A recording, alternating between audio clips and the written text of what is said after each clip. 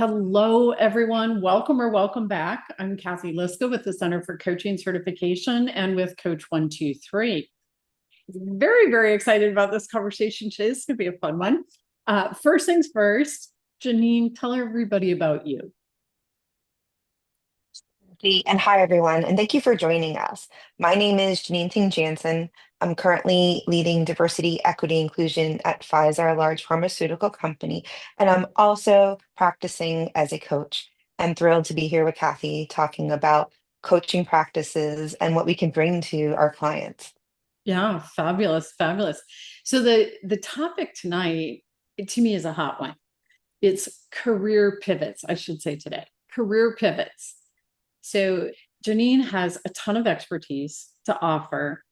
And the first question, Janine, to set that up is what is the reason you're so passionate about supporting people in their own, whether it's voluntary or involuntary career pivots?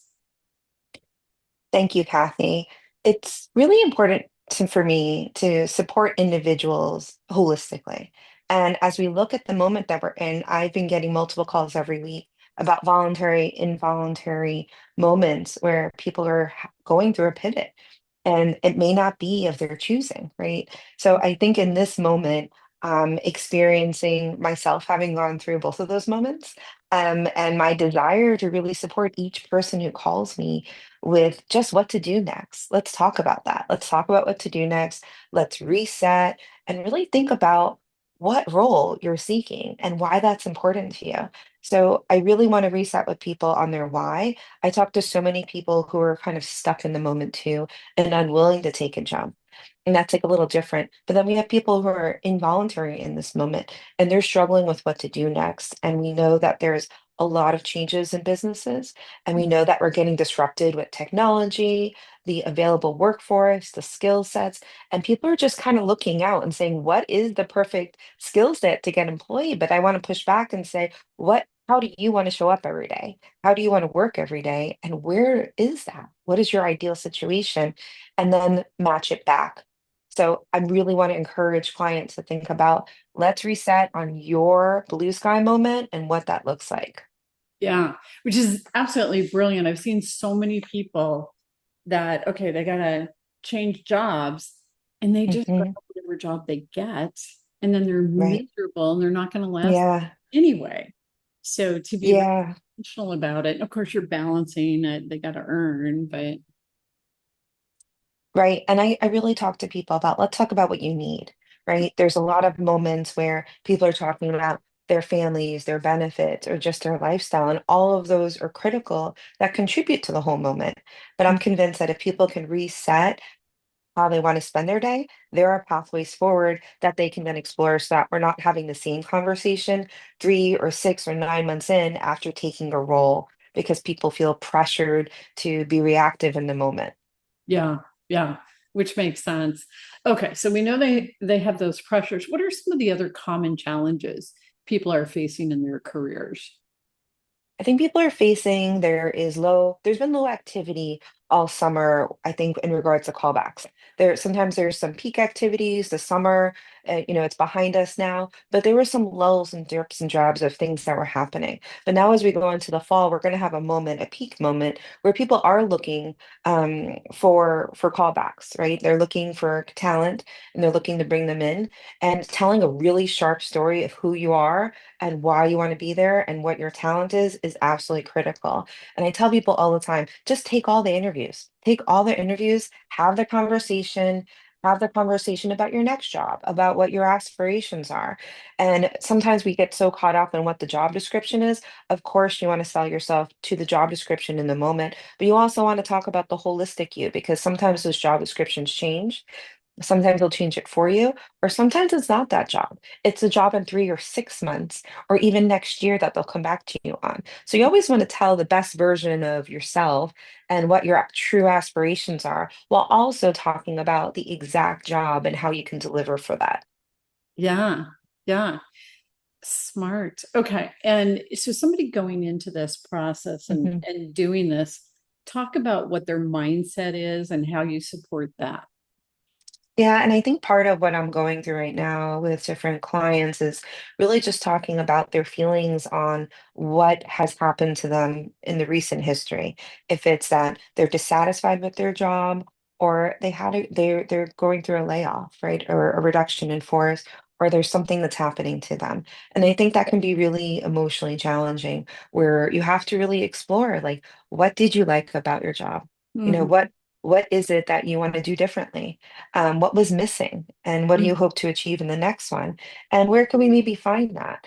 And I think when we can really evaluate those key areas of focus, Mhm. then your search gets more focused, and it can take the form of informal networking, formal networking, just showing up in the space, of course applying, but also asking people around you, like, how can I get that intro? I keep hearing the job that you're going to get is from someone you don't know. So when you think about that and think of your network and people you've known for years, how do you open that up and find someone beyond that in Mhm. the peripheral of your vision, and really just reintroduce yourself or introduce yourself and say, this is who I am and this is what I'm seeking. And I think we have to kind of go through that period of addressing what's happened to us voluntarily or involuntarily, and just reset that moment, because people want to hear what your why is and why you should be into the circle, and then getting introduced and landing that job. Yeah. It keeps popping into my head. It's kind of funny. You remember the book Yeah. Who Moved My Cheese? Yes. Yes. Or What Got You Here Won't Get Yeah. You There? And I Hmm. keep thinking these things. It's Hmm. the world has changed and how people go after that next career, that next opportunity. Yeah. It's changed, it's evolved over the years, but I think Hmm. it's really changed radically recently. I think so. I mean, look, there's so many people coming to me saying I use the chat GPT to help me prepare for an interview. And I say, that's great. You're practicing, you're thinking differently, but also don't dismiss the emotional connection, the personal connection with someone, and practicing that. It has to be in front of someone else. It has to be with another person who doesn't know you, right? And thinking about that differently. So, absolutely use AI to help you to get the information to help you think about things differently and how you'll use it in the workplace. But the human connection of what we're preparing you for, that's constantly changing. The AI only has what the input is. They're not having the design mindset of the HR leader who's sitting there with the business and thinking about the roles they're changing or how they're shifting the assignments. It's not in the room. So we have to constantly be thinking about, yes, the AI can help us. It can help us shortcut making our resume crisper and getting Mhm. more of the star format into your results. But you also have to be thinking about, how is that coming across emotionally with another person? And the only way you can do that is connecting with someone. Yeah, it totally makes sense. Totally makes sense. Um, so for people that are still working while they're Mhm. preparing for this career pivot, Yeah. how can they work differently now to set them up for success in the future? Yeah, I think in this moment now, whether you're in an involuntary or voluntary moment, really go through your recent successes. Think about, what are you excited about? Mhm. People can hear when you're excited about a recent task you completed, a project you finished, or they can feel your emotion on if it didn't go as well as you hoped. But also feel that emotion to say, yeah, things didn't go so well. And this is what I did in that moment to address it and to be brave. People want to hear about those examples. And the more you talk about them, the more others will ask you questions, and it'll bring out things you didn't remember, things that you Mhm. did 6 months ago or a year. That recency effect of having that conversation, people will hear that when you get to that informal networking moment or the interview. You're constantly selling yourself, and people will remember the first two things you say, but they're going to forget the rest unless they're Mhm. asking you a question. So it's really critical you open with those moments and really think about what you're bringing to the team. Yeah. So that almost feels like what they're going to want to do is, okay, if I'm still in a job, Yeah. what are the tasks or the opportunities I can jump on Mhm. now so that I create another success story for myself and have those experiences to share when I get there. Yeah, I think it's important to get the experiences, but also to read the room in the news, read the room on the news in the company. What are the challenges they're facing in the industry? What are the challenges they're having of the hiring trends? And just be Mhm. aware of those moments and bring that in. The more information you have about what's impacting a company in recency, people will appreciate you did your homework and talk about how you can help them through the moment that they're in and to be successful. Yeah. Okay. So pretend like I have a job now and I'm looking for a job at Yeah. XYZ company. So I should research that company, learn about them, what their challenges are, that kind of thing. And Look then, at their competitors. yeah, look at their competitors. And then in my current job, what are opportunities I have where I can start taking on tasks or projects that are relevant to that company, have Hmm. those success stories. So then when I get my foot in the door and get that interview, I'm Yeah. ready with some success stories that are pertinent to them.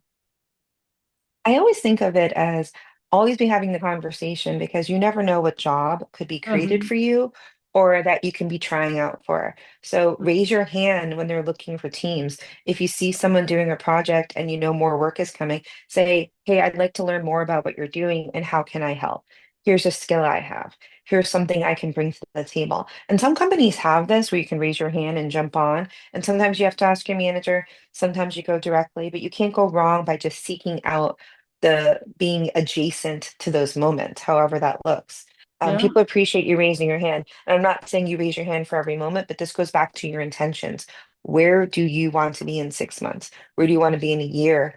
And just hold true to that and think about those projects. If you want to learn more about AI or lean methodology or the different skills and technologies that we have, or you want to learn about the new thing that they're designing, go ask the question, right? Mhm. Read the research, read the information, and come back to them and say, I read this about it, and I'm continue to be curious.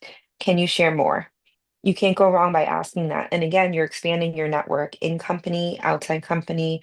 You're again going back to that, you're going to get the job from someone you don't know. How do you continue to make yourself visible and put yourself out there to just learn more? Nice. Yeah, brilliant. Okay. So you've been coaching for a little while now. Share a couple of success stories.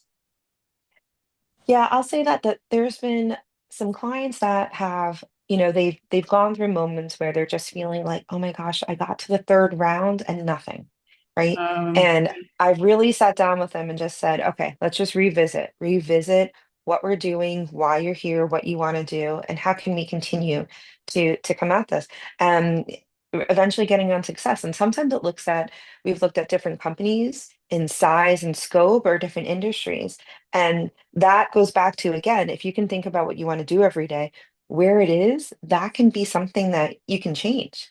Company size and thinking about your risk level. So looking at all these factors is something I really look at to ask the person, like, what is your risk feasibility in all these situations? And the more we open it up, the more opportunities. And I've seen that happen with clients who've been really stuck, being seen as in the same role, same level, doing the same work, just stepping out of that zone and achieving a different role somewhere. So I've had some clients who made the pivot. I've had some make lateral moves, or just completely different industry moves. And I think those are great opportunities for everyone to consider. Hmm. So what brought somebody to make a big change? Totally different role, industry, whatever. What motivates us? I think when you have individuals who are saying, I just feel really stuck, re-exploring where they want to Mm, be and how they want to work is really important. And it takes sometimes a long time to get there. But I found that once we can come up with a plan moving quickly, that absolutely can be a success story on the other side. yeah, yeah. Okay, Yeah. so now imagine somebody has had an involuntary Hmm. and they come to you and they say, yeah, I got to get to work fast, got to be earning whatever it is. How do Yeah, you absolutely. support that person? Yeah, I think it's really talking to them and just letting them be in the moment, but also think about actions they can take, right? And constantly just asking them, like, what can you do this week? What can you do next week? And as they feel more confident from the moment, and some people go really quick, and some people it takes more time, and that's okay. There's no right or wrong answer about how much time you need to shift, but people do feel the urgencies of how am I going to pay for things? How am I going to Mhm. adjust? And I think having those hard conversations early on with your family and people around you of what it will take to either take the time to find something or that you can't and need to take something temporary while you continue to seek the thing you find. Those Hmm. are all different paths you can take. So it looks very different for every person, but the more you can be kind of candid with yourself and have that radical moment of like, what risk can I take? That can be a big game changer in how you achieve your next role. Yeah, which totally makes sense. And if, Yeah. as you said that, okay, take something temporary. Well, that's another way to get out there and meet the person that you don't know for the next job. Mhm. Exactly. And there's a lot of gig work happening now, a lot of contract work. Hmm. Sometimes the companies they still need someone to do the work, but it looks a little different. And if we can be brave and just think about, what our ego is it pride or is it doing the work? And is it having a plan to get to what you want? As long as those things line up of getting to what you want, if you can achieve that, and it can change, right? Over time, we know that with coaching, all of our goals can change. But Yeah. if you can think about like the best outcome you want and just work towards that, I think you're going to land pretty close to that star moment. Hmm. Hmm. So talk about a time where you yourself just got like super excited because of working with a client and them doing something. Yeah, I think when I'm working with a client and I've been working through their emotions of what to do next, and it feels so hard. Like, how do I go out and network? I don't want to talk to people. Interviewing just gives me such stress and I'm unable to move forward. And when I think of those, I ask them, like, what are you most afraid of? Right? And just think about that moment and let's work through that. I find that the emotional feeling of like 5 out of 5 being like the most hurtful thing I can do is interview and it hurts me and it's scary. If we can dial that down to a two, two or three, suddenly it's not as scary. And I think the more we can talk about that, the more we can normalize having brave conversations with people about I'm really interested to hear about your work. This is what I do. This is what I'm aspiring to do. Mhm. That can really make a difference in building your network. Yeah. Yeah. Yeah. Well, and you mentioned earlier, start interviewing and take every interview, even if you don't necessarily Hmm. want the job, because it's really good practice and it helps make the next interview that much easier. Yeah. Yeah. And even the coffee chats, right? Like, look, I'm a working mom. I have Mhm. 3 kids. Really, we're really active in the house. I'm a social calendar person for 3 kids, myself, and then my husband, Mhm. right? So, of course, it feels like a lot of work. But when you want something that bad and you can define it and wake up every morning thinking, what else am I doing today to achieve that? Suddenly, it doesn't feel like work anymore. And you're just thinking through your contact list, like who else can I connect with? There's always someone else to connect with. And if it's an interview, great. If it's informational, take it. And if it's showing up at a networking event that's on a Thursday night at 8 o'clock or a breakfast at 7 a.m. on a Friday, you got to just do it. There's other people there. And it's all about visibility because we're not sure what formula is going to make it work, but we know you Mhm. have to get out there more. Yeah. It it's so funny. That brings up the other book, Eat That Frog. Yep. Take that big hard Hmm. challenge thing, get that over with, and all of a sudden the next thing gets easier. I mean, ultimately, no one's going to do it for you, right? Hmm. That's the thing. I think there are moments where someone, right, significantly helps you and you're grateful. But ultimately, if you want the change to come faster, you can't be waiting for it. You have to go seek it. And you can only go seek it by putting more energy into it from yourself. And look, everyone has to have emotional, mental health check on how they're doing. And there's always like, go take a walk today, right? Take a few days break. Don't just apply blindly all day, right? Take that moment, take that break, because you're only as good as you're taking care of yourself. And people will see that. They'll see the tired you. So be mindful and methodical about it, but also take care of yourself and then rise to the moment and just think, this is where I am. I am in this moment and I'm seeking a change. Yeah. Okay. So let's pretend for a second I call you up Hmm. and, hey Janine, my friend told me about you. I'm looking to change career trajectory here. How can you help me? And what are you going to tell me about this? And I think for me, it would be going through an intake on what was the most exciting project you did recently in the past 5 years? Uh, Right? And what does that look like in the future? And like, how can we really find the role where you can do that same work? Just uh, going through that excitement and thinking about what your aspirations are, and just going through that moment to kind of build up what can you do? How much time do you have to seek this out? Uh-huh. And just Okay. asking those questions. Okay. So if I know nothing about coaching, what will you tell me? Mhm. I will tell you that coaching is about challenging you to achieve the goal that you set for yourself. And that with myself, coaching is really just getting to you to a place where you feel great about what you're doing day in and day out and what you're going to do in the future and making sure you have a plan to do that. Nice. Nice. Love it. Love it. So for people out there facing a career pivot, voluntary or involuntary, what are a few key thoughts you want them to take away from this conversation? It's hard work, but the reward is great. And I see that all the time. And it's okay to ask for help. And that help could be a coach, it could be a close friend, it could be someone that you admire and you haven't been able to approach them and just ask for help. Everyone's journey of what they need is different, but part of the first steps is just asking for that assistance to get through it because we can't all do it alone. And time again, it is not just your sheer effort. It's really a combination of bringing up your best self, having the conversation with people, and putting it out there, being brave and putting it out there of what your true goal is. Yeah, that seems so essential. What is your true goal? So identifying that and then putting it out there. True goal. We all have a lot of goals, but Yeah. thinking about like your true North Star goal can be extremely hard. Yeah. Takes time. It's it's ironic, you mentioned asking for help. Most of us don't want to ask for help. Right. We don't want to feel like we need help or that kind of thing. And most of us are really happy helping other people. So Hmm. it's such a Yeah. contradiction. It's like Yeah. give somebody else that Yeah. opportunity to help you because they actually want to and Yeah. appreciate being helpful to you. Yeah. They really mean that. And it can be hard to say, yes, I need the help, or I'm not sure what to ask you for. But you can always say, pause, I'm going to come back to you. I appreciate you. I Mm, appreciate you offering part of your time to help me. I'll come back. yeah. Yeah. I got to Mhm. figure it out. Yeah. Mhm. Very good. Very good. Okay. So if somebody does want to get in touch with you, Janine, how can they find you? You can find me on LinkedIn, Janine Ting Jansen, three names, and you can find me, connect, and I'll be coaching some more this year at some different conferences, and working with some people, and just always happy to have coffee and just talk about what you're doing next. Yeah. Sorry about the sneezes. Yeah, bless you. That's awesome. No. Okay. So LinkedIn.